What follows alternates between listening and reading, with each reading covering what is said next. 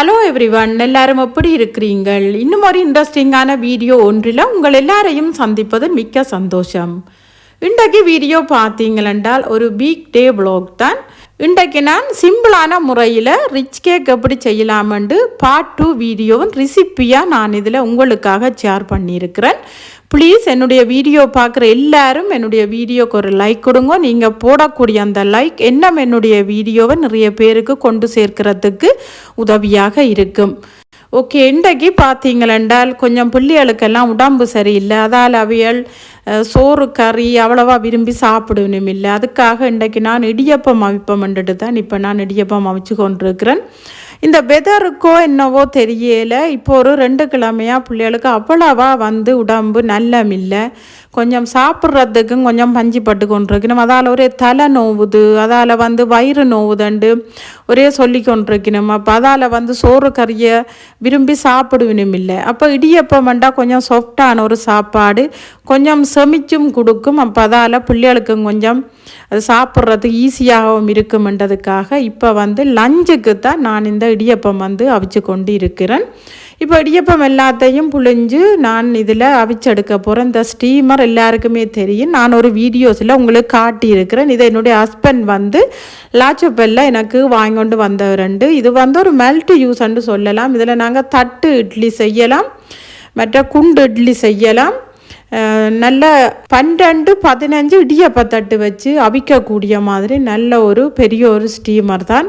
உண்மையில் இந்த ஸ்டீமர் இன்றைக்கு தான் நான் யூஸ் பண்ணுறேன். கடன்னு ஒரு 15 இடியப்பத்தட்டை வச்சு நாங்கள் எங்களோட வேலையே அவ்வளோ ஈஸியாக முடிக்கக்கூடிய மாதிரி இருக்குது. அவ்வளவு யூஸ்ஃபுல்லாக இருக்குது இந்த ஸ்டீமர். அதை விட பார்த்தீங்களென்றால் ஒரு 3 கிலோ மாவையும் நாங்கள் அவிச்செடுக்கக்கூடிய மாதிரி நல்ல ஒரு பெரிய ஒரு ஸ்டீமர் தான். ஓகே, இப்போ இங்கால பார்த்தீங்கன்னா இடியப்பத்தை நான் எல்லாம் அவிச்சு எடுத்துட்டேன். இடியப்பத்துக்கு இன்றைக்கு நான் கறி என்னென்று பார்த்தீங்கன்னா பருப்பு கொஞ்சம் போட்டு பாலும் விட்டு சொதி தான் வச்சிருக்கிறேன். இதோட பார்த்தீங்களென்றால் நான் மீன் குழம்பும் வச்சிருக்கிறேன். இந்த மீன் குழம்புக்கு நான் கொஞ்சமாக தான் தூள் சேர்த்துருக்கிறேன். ஏனெண்டா அவர் கொஞ்சம் வயிறும் நோவுதண்டு சொன்னதால் அப்போ கொஞ்சம் உரைப்போ குறைவாக போட்டு கொடுத்தா நல்லா இருக்குமென்று சொல்லி இந்த மீன் கறியும் தான் நான் வச்சிருக்கிறேன். லாஸ்ட் வீடியோவில் பார்த்துருப்பீங்கள் இந்த மீன் குழம்பு எப்படி வைக்கிறேன்ட்டு நான் உங்களுக்கு ரெசிப்பியாக ஷேர் பண்ணியிருக்கிறேன். அந்த வீடியோவுக்கு நிறைய பேர் எனக்கு சப்போர்ட் பண்ணியிருக்கிறீங்கள். எல்லாருக்குமே நான் நன்றி சொல்லிக்கொள்கிறேன். ஓகே, இப்போ பார்த்தீங்களென்றால் பிள்ளைகள் இல்லை, எல்லோரும் காலையில் ஸ்கூலுக்கு போயிட்டுனும் நானும் கொஞ்சம் வேலைகள் இருந்தது அது எல்லாத்தையும் முடிச்சுட்டு டீ எல்லாத்தையும் குடிச்சிட்டு பிள்ளைகளுக்கு சாப்பாடு செய்வோம்ட்டு போட்டு இப்போ அந்த லஞ்சும் எல்லாம் செய்து நான் முடிச்சிட்டேன். இப்போ கொக்கோவுக்கு கொஞ்சம் சாப்பாடு கொடுக்கணும். இன்றைக்கு அவளுக்கு நான் சலாட் தான் கொடுக்க போகிறேன். அப்போ கொஞ்சம் இந்த கோல் எல்லாம் வடிவாக கூட்டி நீட் பண்ணி விட்டுட்டு அவளை திறந்து விட்டால் தான் அவள் பேசாமல் நிற்பாள். என்னென்ன ஏதாச்சும் பேப்பர்கள் ஏதாவது சின்ன சின்ன பொருட்கள் இருந்தாலும் அதையே கடிச்சு கொண்டு அதையே நோண்டி கொண்டு நின்று ஏதாவது செய்து கொண்டு நிற்பாள். இப்போ அதுக்காக நான் இந்த ஹோல் எல்லாத்தையும் கூட்டி விடுறேன். இப்போ பார்த்தீங்களென்றால் கொக்கோவை நான் திறந்து விட்டுட்டேன். இப்போ திறந்து இப்போ கீழே நிற்கிறாள். இப்போ இந்த சலாட்டிலேயே இன்னும் காணையில் இந்த சலாட்டை கண்டுட்டாள் என்றால் அவள் அப்படியே மேலே ஏறியே வந்துடுவாள். என்னுடைய வீடியோஸை நிறைய பார்க்குறாக்கள் எனக்கு கொமெண்ட்ஸ்லையும் சரி வாட்ஸ்அப்பில் இன்ஸ்டாகிராமில் எல்லாம் எனக்கு பர்சனலாக மெசேஜ் பண்ணுறாக்கள். உங்களோட கொக்கோ உங்களோட நல்லா சேருது, நீங்கள் சொல்கிறதெல்லாம் கேட்குதுன்னு சொல்லி. ஆனால் நாங்கள் என்ன பெட்டை வளர்த்தாலும் நாங்கள் அந்த ஒரு பாசத்தோடு அதை நாங்கள் எப்படி பார்த்துக்கொள்கிறோமோ அதுக்கேற்ற மாதிரி தான் அதுவிൻ്റെ ரியாக்ஷனும் எங்களுக்கு கிடைக்கும். உண்மையில் பெட் வளர்க்குற ஆக்களுக்கு தெரியும், ஒரு கொஞ்ச நேரம் நாங்கள் அதோட நேரத்தை ஒதுக்கினோம் என்றால் எங்களுக்கு என்ன பிரச்சனை என்ன கவலை என்ன கஷ்டம் இருந்தாலும் எல்லாமே மறைஞ்சு போயிடும். அவ்வளோ ஒரு பொழுதுபோக்காக இருக்கும். எனக்கு பிள்ளைகள் எல்லாம் ஸ்கூலுக்கு போயிடுவேன், ஹஸ்பண்ட் வேலைக்கு போயிடுவேன், நான் தனியாக வீட்டில் இருப்பேன். அந்த வீட்டில் இருக்கிற நேரத்தில் நான் ஒரு 10-15 நிமிஷம் அவளோட இருந்து விளையாடி போட்டு தான் என்னுடைய மிச்ச வேலையை நான் செய்கிறதுக்கே போவேன். இப்பையும் பார்த்தீங்களென்றால் எனக்கு நிறைய வேலை இருக்குது. இருந்தாலும் நான் இங்கே கோலுக்கு வந்தாலே அவள் திறந்து விட சொல்லி தட்டி தட்டி தட்டி கொண்டே நின்றாள். அப்போ நான் பார்த்தேன் பாவம், ஓகே இப்போ திறந்து விடுவோம், பிறகு பிள்ளைகள் வந்த பிறகும் திருப்பி 7-8 மணிக்கு திறந்து விடுவினோம். இப்போ ஒருக்கா திறந்துட்டு ஆளுக்கு சலாட்டை கொடுத்து விடுவோம்ன்ட்டு தான் இப்போ ஆளை நான் திறந்து விட்டுருக்கிறேன். ஓகே, இப்போ பார்த்தீங்களென்றால் பிள்ளைகள் ஸ்கூலால் வந்து சாப்பிட்டு திருப்பியும் ஸ்கூலுக்கு போயிட்டணும். நானும் லஞ்ச் எல்லாம் சாப்பிட்டுட்டேன். இன்றைக்கு எல்லாருக்குமே ஒரே லஞ்ச் தான். எல்லாம் சாப்பிட்டு கிச்சனெல்லாம் க்ளீன் பண்ணி முடிய நான் எப்பயுமே இந்த பருப்பு கழுவுற தண்ணி, அரிசி கழுவுற தண்ணி, என்ன தண்ணியாக இருந்தாலும் நான் அதை எடுத்து வச்சு என்னுடைய இன்டோர் பிளான்ட்டுக்கு நான் ஊற்றுவேன். எப்பயும் நாங்கள் வெளியில் இருந்து ஏதாவது கெமிக்கல் உள்ள உரங்களை நாங்கள் வாங்கி இன்டோர் பிளான்ட்டுக்கு போடுறதை விட வீட்டில் நாங்கள் இந்த அரிசி பருப்பு கழுவுற தண்ணியை நாங்கள் எடுத்து ஊற்றிட்டோம் என்றால் எக்ஸ்ட்ராவாக நாங்கள் கேர் பண்ணவே தேவையே இல்லை. அது பாட்டுக்கு நாங்கள் டெய்லியும் எடுத்து ஊற்றி கொண்டு இருந்தோம்டா. அதுக்காண்டி ஊற்றுறேண்டு போட்டு ஒரே பிளான்ட்டுக்கு ஒவ்வொரு நாளும் ஊற்ற தேவையில்லை. ஒரு கிழமையில் 2 தரம் 3 தரம் உங்களுக்கு எவ்வளவு தண்ணி கிடைக்குதோ அதுக்கேற்ற மாதிரி நீங்கள் ஊற்றி கொண்டு இருந்தீங்களென்றால் அது தன் பாட்டில் வளரும். அதை விட இலியலும் வந்து நல்ல பச்சையாக வரும், அதை விட பெரிய இலியாம் வரும், அதுண்ட குரோவும் வந்து நல்ல சூப்பராக இருக்கும். நான் வேண்டின காலத்திலிருந்து அதிகமாக நான் இன்டோர் பிளான்ட்டுக்கு இந்த அரிசி பருப்பு கழுவுற தண்ணியை தான் நான் ஊற்றி கொண்டுருக்கிறேன். உண்மையில் என்னுடைய பிளான்ட்டுகளெல்லாம் அவ்வளவு சூப்பராக நிற்குது. இப்போ குளிரண்டாலும் எங்களுக்கு அதுக்கேற்ற மாதிரி ஹீட்டர் இருக்கிறபடியால் நல்ல வடிவாக மெயின்டைன் பண்ணக்கூடிய மாதிரி தான் இருக்குது. ஆனாலும் இன்டோர் பிளான்ட் வளர்க்குறது அவ்வளோ ஒரு கஷ்டம்ன்ட்டு நான் சொல்லுவேன். ஏனெண்டா 2-3 வருஷமாக எனக்கு எல்லாமே ஃபெயிலியர் ஆகி நான் திருப்பி தான் என்னென்ன பிளான்ட் எந்த இடத்துல வச்சா வரும் எப்படி வைக்கணுமெண்டு பார்த்து வாங்கி வச்ச இன்டோர் பிளான்ட் தான். உங்களுக்கு சில வேளையில் இன்டோர் பிளான்ட் வளர்க்கணுமெண்டு ஐடியாஸ் இருந்தால் நீங்கள் எப்படி பிளான்ட்டுகள் வைக்கலாம், என்ன மாதிரி என்று சொல்லி நீங்கள் வெளிச்சம்படக்கூடிய இடத்துல இது வைக்கலாம், கொஞ்சம் டார்க்காக இருக்கக்கூடிய இடத்துல என்ன பிளான்ட் வைக்கலான்ட்டு நீங்கள் சர்ச் பண்ணி பார்த்து வாங்கி வச்சிங்கன்னா உண்மையில் சக்ஸஸாக இன்டோர் பிளான்ட்டை வளர்க்கக்கூடிய மாதிரி இருக்கும். 2-3 வீடியோஸில் நான் அந்த இன்டோர் பிளான்ட்டை பற்றி எந்த வீடியோஸும் போடலை. உண்மையில் இன்டோர் பிளான்ட்டை பற்றி பார்க்குறதுக்கே நிறைய சப்ஸ்கிரைபர் எனக்கு இருக்கிறீங்கள். ஏன்னாக்கா அன்றைக்கு நீங்கள் பிளான்ட்டை பற்றி போடலையென்று கொமெண்ட்ஸில் எழுதியிருந்தீங்க. இன்டோர் பிளான்ட்டை பற்றி போட்டாலும் வீடியோ வந்து லென்த் ஆயிடும்ன்றதுக்காகத்தான் நான் அதை அவாய்ட் பண்ணிவிட்டு வேறு சில வேலைகளை நான் இதில் போட்டுக்கொள்கிறது. காலையில் எழும்பினோம்னால் இந்த நேரம் எப்படித்தான் போகுதுண்டே தெரியலை. இப்போ நேரம் வந்து அதுக்கிடையில் 4:30 ஆயிட்டுது. பிள்ளைகளம ஸ்கூலால் வந்துட்டுனும் வந்து சொல்லிச்சுனும் தங்களுக்கு ஏதாவது ஒன்று செய்தர சொல்லி அப்போ பார்த்தா நான் இது லிடலில் தான் வாங்கினான். இது பேன் கேக் மிக்ஸ் வந்து இதுக்கு நாங்கள் பாலை விட்டு நல்லா மிக்ஸ் பண்ணி போட்டு ஊற்றினோம்டா நல்லா பர்ஃபெக்டான பேன் கேக் வந்துடும். அப்போ மகன் சொன்னார், மம்மி நான் இன்றைக்கு செய்கிறேன்னு சொல்லி தானே பேன் கேக்கை ஊற்ற போடுறாமண்டு ஊற்றி கொண்டு நின்றார். ஊற்றி போட்டு இப்போ பாருங்கோ பேன் கேக்கு நல்லா ரெடி ஆகிட்டுது. இப்போ இந்த பேன் கேக்கு அவர் தான் ஊற்றினார். ஆனால் அவருக்கு அந்த சுடுதண்டு போட்டு கொஞ்சம் திருப்புறத்துக்கு வரையில் அப்போ நானே அவருக்கு திருப்பி எல்லாம் கொடுத்துட்டு இங்கே பாருங்க நல்லா பர்ஃபெக்டாக சுட்டு எடுத்தாச்சுது. நாங்கள் அது வந்து வட்டமாக ஊற்றணுமெண்டில்ல, நாங்கள் அந்த போத்தலோடையே ஊற்றிட்டோமெண்டால் அது பாட்டுக்கு பாருங்க அதே நல்ல பர்ஃபெக்டான நல்ல வட்டமாகவே வந்துட்டுது.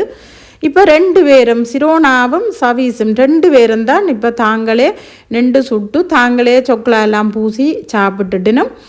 அடுத்ததாக பார்த்தீங்களென்றால் 5 மணிக்கு சிரோனாக்கு பலே டான்ஸ் இருந்தது. அவருக்கு மண்டே டு டியூஸ்டே தான் அந்த பலே டான்ஸ் இருக்குது.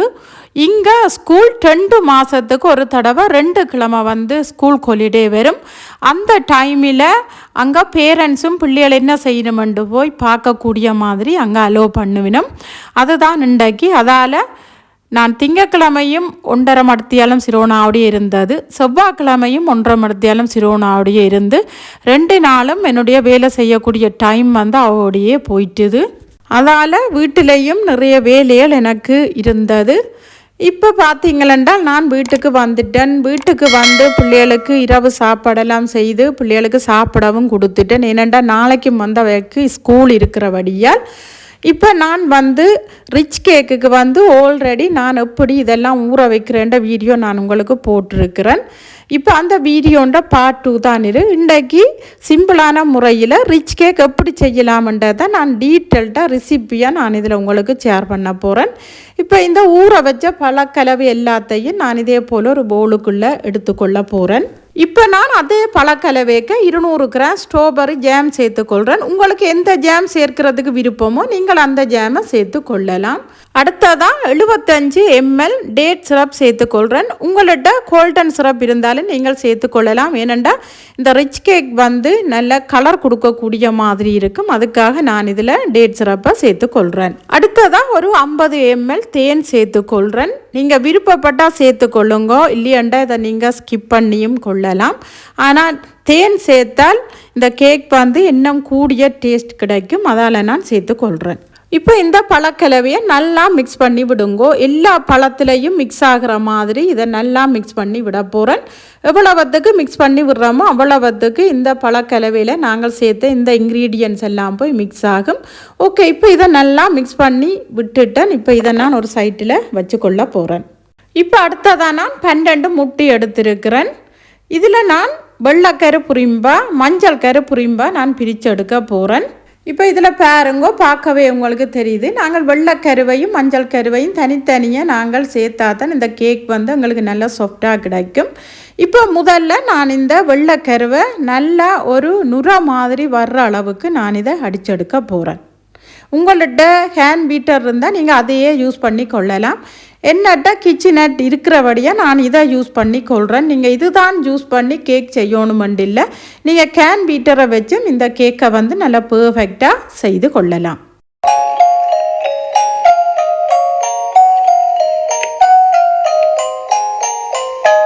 இங்கே பாருங்க, இதே போல் வீட் பண்ணி எடுத்து கொள்ளுங்க.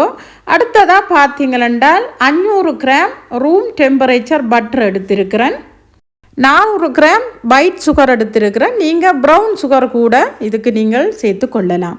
இப்போ இந்த பட்டரை சேர்த்து கொள்ள போகிறேன். முதல்ல எந்த கேக் அடிக்கிறதாக இருந்தாலும் பட்டரை சேர்த்து 1 நிமிடம் நாங்கள் வீட் பண்ணி போட்டு அதுக்கு பிறகு நாங்கள் சீனி சேர்த்து அடித்தோம்னா இந்த கேக் வந்து இன்னும் சரியான சாஃப்டாக எங்களுக்கு கிடைக்கும்.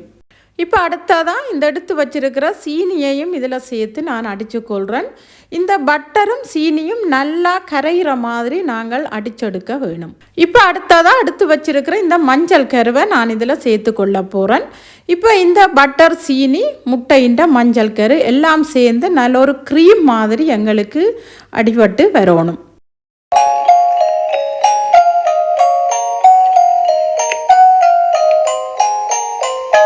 ஓகே, இப்போ இங்கால பார்த்தீங்களென்றால் ரை இன்க்ரீடியன்ஸை வந்து நான் ரெடி பண்ண போகிறேன். இதில் நான் 250 கிராம் ரவை எடுத்து ஒரு 3-4 நிமிடம் வறுத்து வச்சிருக்கிறேன். இப்போ இந்த ரவைக்குள்ள பார்த்தீங்களென்றால் 150 கிராம் பாதாம் பவுடர் நான் இதில் சேர்த்துக்கொள்கிறேன். நான் வந்து பேக்கெட்டில் ரெடிமேட்டாக வாங்கியிருக்கிறேன். உங்கள்கிட்ட பாதாம் இருந்தால் நீங்கள் அதை பவுடர் பண்ணி சேர்த்துக்கொள்ளலாம். இதோடையே 150 கிராம் மா சேர்த்துக்கொள்கிறேன். இதோடையே 2 டீஸ்பூன் பேக்கிங் பவுடர் சேர்த்துக்கொள்கிறேன். இதோடையே 1 tablespoon allspice powder சேர்த்துக்கொள்கிறேன். ஆல்ரெடி நாங்கள் ஊற விடும் போது அதில் நாங்கள் சேர்த்திருக்கிறோம்.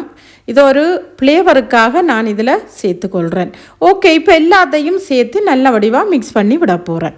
இப்போ பார்த்தீங்களென்றால் இந்த ரை இன்க்ரீடியன்ஸை நான் இந்த முட்டை மஞ்சள் கரு பட்டர் சீனி இந்த 3க்குள்ளையும் நான் கொஞ்சம் கொஞ்சமாக சேர்த்து மிக்ஸ் பண்ணி விட போகிறேன். இந்த ரை இன்க்ரீடியன்ஸ் எல்லாம் சேர்த்து மிக்ஸ் பண்ணும்போது கை ஸ்பீடில் நீங்கள் அடிக்காமல் லோ ஸ்பீடில் விட்டு நீங்கள் இதை மிக்ஸ் பண்ணி எடுத்து கொள்ளலாம். இப்போ அடுத்ததான் நான் ஊற வச்ச இந்த பழக்கலவையும் சேர்த்து நல்லா மிக்ஸ் பண்ணி விட போகிறேன்.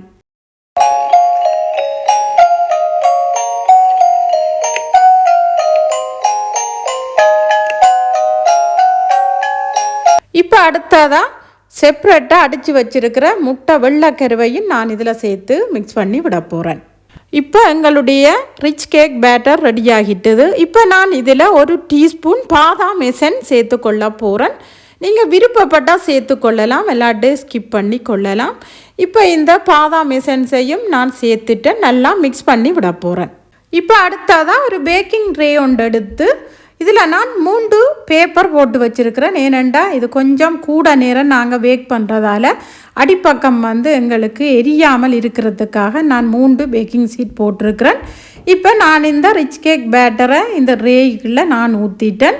ஆல்ரெடி நான் ஓவனை 180 பாக செல்சியஸில் 10 நிமிடம் ப்ரீஹீட் பண்ண விட்டுட்டேன்.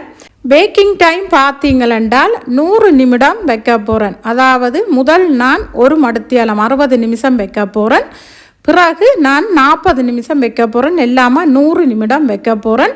இந்த கேக் பேக் பண்ணுறதுக்கு பார்த்தீங்களென்றால் நான் 40 தர 30 சென்டிமீட்டர் ட்ரே தான் எடுத்திருக்கிறேன். இப்போ இது பார்த்தீங்களென்றால் நான் ஒரு மடத்தியாலம் பேக் பண்ணி எடுத்திருக்கிறேன். ஆனால் இந்த கேக் என்ன உங்களுக்கு பேக் ஆகல, இன்னும் 40 நிமிடம் நான் பேக் பண்ணி எடுத்திருக்கிறேன். நீங்கள் பாருங்க, இந்த கேக் வந்து நல்லா சூப்பராக ரெடியாகி இருக்குது, நல்லா ஃப்ளேவர்ஃபுல்லாகவும் இருக்குது. இது வந்து நல்லா பர்ஃபெக்டாக எங்களுக்கு பேக் ஆகி இருக்குன்னு பார்க்குறதுக்கு. இதே போல் ஒரு கம்பி எல்லாட்டிக்கு ஏதாவது ஒரு ஈக்கிலோ நீங்கள் வச்சு குத்தி பார்க்கலாம். இப்போ பார்த்தோம்னா விளங்கும், நல்லா கிளியராக வந்திருக்கு, பர்ஃபெக்டாக இது எங்களுக்கு பேக் ஆகி வந்துட்டுது. இது இப்போ இதை நான் ஒரு இரவு அப்படியே ஒரு கிச்சன் டவலால் மூடி வைக்க போகிறேன். மூடி வச்சுட்டு இது நாளைக்கு என்ன செய்கிறேன்னு உங்களுக்கு காட்டுறேன். இப்போ பாருங்க, ஒரு இரவு இந்த கேக்கை நான் ஆற விட்டு எடுத்திருக்கிறேன். உங்களுக்கு இப்போ இந்த கேக்கு கட் பண்ண விருப்பம் இல்லையாண்டா நீங்கள் ப்ரஷ் எடுத்து கொஞ்சமாக ட்ரம்மை நீங்கள் அந்த ப்ரஷ்ஷில் தொட்டு இதில் எல்லா இடமும் பூசி விட்டுட்டு ஒரு பொழுத்தினால் மூடி நீங்கள் அப்படியே வச்சிட்டீங்களென்றால் இந்த கேக் வந்து எங்களுக்கு 2 வருஷத்துக்கு நாங்கள் வச்சு எடுக்கக்கூடிய மாதிரி இருக்கும். ஒரு கிழமைக்கு ஒருக்கா நீங்கள் அந்த ட்ரம் வந்து மேலே பூச வேண்டி வரும். இப்போ பார்த்தீங்களென்றால் நான் ஒரு துண்டை வெட்டி இதே போல் நல்ல வடிவாக உருத்தி எடுத்து வச்சிருக்கிறேன். இப்போ உருத்தி எடுத்ததை நான் இது போல் ஒரு ட்ரே ஒன்றில் போட்டு நல்ல வடிவாக அமர்த்தி கொள்ள போகிறேன். நல்ல வடிவாக அமர்த்தினோம் என்றாத்தான் இந்த ரிச் கேக் எங்களுக்கு அந்த பதத்துக்கும் வரும், அந்த கலருக்கும் எங்களுக்கு வரும். சில பேர் நீங்கள் கோல்டன் சிரப் அல்லது ஜாம் எல்லாம் இதுக்கு விட்டு மிக்ஸ் பண்ணி பிடிப்பீங்கள், ஆனால் அதுக்கு அவசியமே இல்லை. இது போல் நல்ல வடிவாக நாங்கள் அமர்த்தி விட்டு போட்டு என்னட்ட ரிச் கேக் வெட்டுற கட்டர் இருக்குது, நான் அதால் இதை வெட்டி கொள்ளையில் ஜஸ்ட் அதை வச்சு நான் ஒரு புஷ் பண்ண போகிறேன். ஏனெண்டா அதில் வந்து அந்த அடையாளம் எனக்கு வந்துட்டு தண்டால் நான் அதுக்கேற்ற மாதிரி கத்தியாலேயே நான் நல்லா பர்ஃபெக்டாக வெட்டி எடுப்பேன். ஓகே, இங்கே பாருங்கோ, ஒவ்வொரு துண்டையும் எடுத்து இதே போல் நல்லா பர்ஃபெக்டாக நாங்கள் எடுத்து நல்லா கைகளால் சேப்பாக்கி வச்சிட்டோம்ண்டால் எங்களுக்கு அந்த ரிச் கேக்கின்ற சுற்றக்கூடிய பேப்பருக்கு அளவாக இருந்ததுண்டால் எங்களுக்கு அந்த ரிச் கேக் வந்து சுற்றின பிறகு நல்லா நீட்டாக வரும். இதே போல் நான் எல்லாத்தையும் நல்ல ஒரு அழகான சேப்புக்கு எடுக்க போகிறேன். ஓகே, இப்போ பார்த்தீங்களென்றால் இது வந்து ரிச் கேக் சுற்றுறதுக்காக நான் வாங்கி வச்சுருக்கேன். என்னென்னா நான் அடிக்கடி வந்து இது ஆர்டர் செய்கிறதால இந்த பொருட்கள் வந்து நான் லாச்சப்பல்ல தான் வாங்கி வச்சுருக்கிறேன். இந்த ஒயிட் பேப்பரில் நாங்கள் வச்சு மடித்து போட்டு சில வேளையில் சின்ன பேப்பர் வரும், ஆனால் இந்த முறை எனக்கு நல்ல பெரிய பேப்பராக வந்திருக்குது. நல்ல ஈஸியாகவும் நல்ல பர்ஃபெக்டாகவும் நாங்கள் இதை மடித்து எடுக்கலாம். இது போல் நாங்கள் மடித்து எடுத்துட்டு வெளியில் வைக்கக்கூடிய மாதிரி இன்னொரு கலர் பேப்பரும் இதோட சேர்ந்தே வரும். இப்போ பாருங்க, இந்த பேப்பருக்குள்ளேயே இந்த ரிச் கேக்கின் துண்டுகள் வந்து எங்களுக்கு அடங்குற மாதிரி இருக்கணும், அப்போ தான் பர்ஃபெக்டாக நாங்கள் சுற்றி கொள்ளலாம். இப்போ பாருங்க, இந்த பேப்பருக்குள்ளேயும் வச்சு நான் சுற்றி எடுத்துட்டேன். இப்போ என்ன ஒரு பொலித்தீன் மாதிரி அதுக்கும் எங்களுக்கு கோல்டில் ரெட்டில் கலர் கலராக கிடைக்கும். இப்போ இதில் வச்சு பாருங்க, இந்த 2 பக்கமும் சேர்த்து நான் மடித்து விடுறேன். மடித்து போட்டு ஒரு பக்கம் பெருசாக ஒரு பக்கம் சின்னனாக நாங்கள் விட வேணும். அந்த பெருசாக இருக்கிற பக்கத்தை அப்படியே திருப்பி கொண்டே நாங்கள் மற்ற பக்கத்தோடு சேர்த்து விட்டுட்டோம்ண்டால் பர்ஃபெக்டாக ஒரு ரிப்பன் எடுத்து கட்டி விட்டுட்டோம்ண்டால் அது நல்லா சூப்பராக எங்களுக்கு கட்டுப்பட்டு வந்துடும். ஓகே, இங்கே பாருங்கோ, ஒரு சிம்பிளான முறையில் நாங்கள் ஊற வச்சு ரிச் கேக் செய்து இப்போ இந்த பேப்பர்லையும் போட்டு கட்டிட்டோம். பார்க்கும்போது அவ்வளோ ஒரு சூப்பராகவும் நல்ல ஒரு அழகாகவும் இருக்குது. இதே போல் நீங்கள் வெட்டிங்குக்கோ அல்லது இந்த கிறிஸ்மஸுக்கோ நீங்கள் என்ன ஃபங்க்ஷனுக்கு செய்ய போகிறோண்டாலும் நீங்கள் இதே மெதட்டில் இதே அளவில் செய்துட்டீங்கன்னா நல்ல பர்ஃபெக்டான ஒரு ரிச் கேக் வந்து உங்களுக்கு கிடைக்கும். ஓகே ஃப்ரெண்ட்ஸ், இது எப்படி இருக்குதுன்னு சொல்லி நீங்களும் ட்ரை பண்ணி பார்த்துட்டு எனக்கு கொமெண்ட்ஸில் சொல்ல மறந்துடாதேங்கோ. ஏனெண்டா நிறைய பேர் வந்து பார்ட் 2 வீடியோ இப்போ போடுவீங்களாக்காண்டு எனக்கு கேட்டுக்கொண்டே இருந்தீங்கள். என்னட்ட கேட்ட ஃப்ரெண்ட்ஸுக்காக நான் இது போட்டிருக்கிறேன். இன்னும் டீட்டெயில்டாக நீங்கள் உங்களுக்கு ரிச் கேக்கு நிறைய சாமான் போட்டு செய்யணுமென்று சொல்லி சொன்னால் மதன் ராஜினு குக்கிங் சேனல்ண்ட என்னுடைய இன்னொரு சேனல் இருக்குது, அதில் நான் நல்ல டீட்டெயில்டாக நான் நிறைய இன்க்ரீடியன்ஸ் போட்டு இந்த ரிச் கேக்கு எப்படி செய்யலாம்னு சொல்லி நான் அதிலையும் நான் ஷேர் பண்ணியிருக்கிறேன். விருப்பப்பட்டாக்கள் நீங்கள் அதையும் போய் செக் பண்ணி பார்த்து கொள்ளலாம்.